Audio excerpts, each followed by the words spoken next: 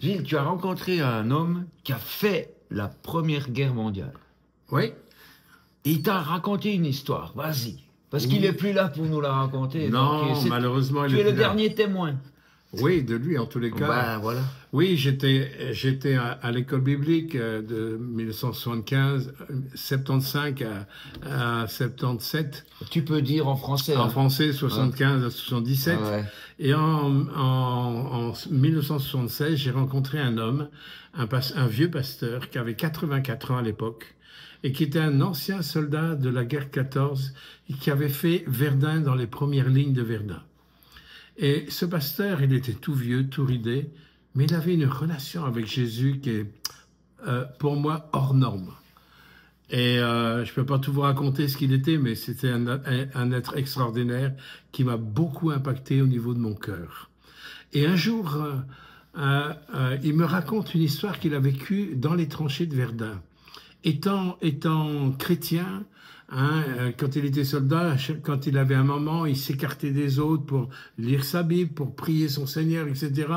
Et cet homme, c'était quelqu'un qui faisait même pas 1m60, tout petit, pas musclé, rien du tout. Il était souvent la risée des autres, parce que, premièrement, par sa morphologie, et deuxièmement, parce qu'il était un chrétien, il riait pas des mêmes choses, faisait pas les mêmes choses que les autres, du coup, il était vraiment la risée des autres, et les autres se moquaient souvent de lui. Un jour, ses collaborateurs, les soldats qui étaient avec lui, ont décidé de le refuser dans la tranchée. Et vous savez que la tranchée, c'était justement la protection des soldats. Et ils lui ont interdit d'entrer dans la tranchée et il est resté hors tranchée. Et bien sûr, son cœur était brisé, il dit « Mon Seigneur, ma vie est entre tes mains ». Et il est resté comme ça, hors tranchée pendant un certain temps. Et à ce moment-là, à l'époque, les hauts gradés, les colonels, ils avaient des messagers, parce qu'il n'y avait pas les téléphones comme maintenant. Et les messagers venaient en vélo pour apporter une course de la part du colonel. Et le colonel avait besoin d'un homme spécifique pour pouvoir le servir à ses côtés. Et le messager venait donc chercher cet homme.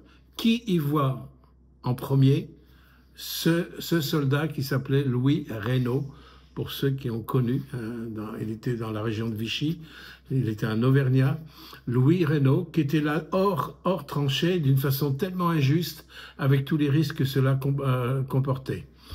Et le messager a pris donc ce soldat, Louis Reynaud, et il est devenu, en fin de compte, un serviteur du colonel.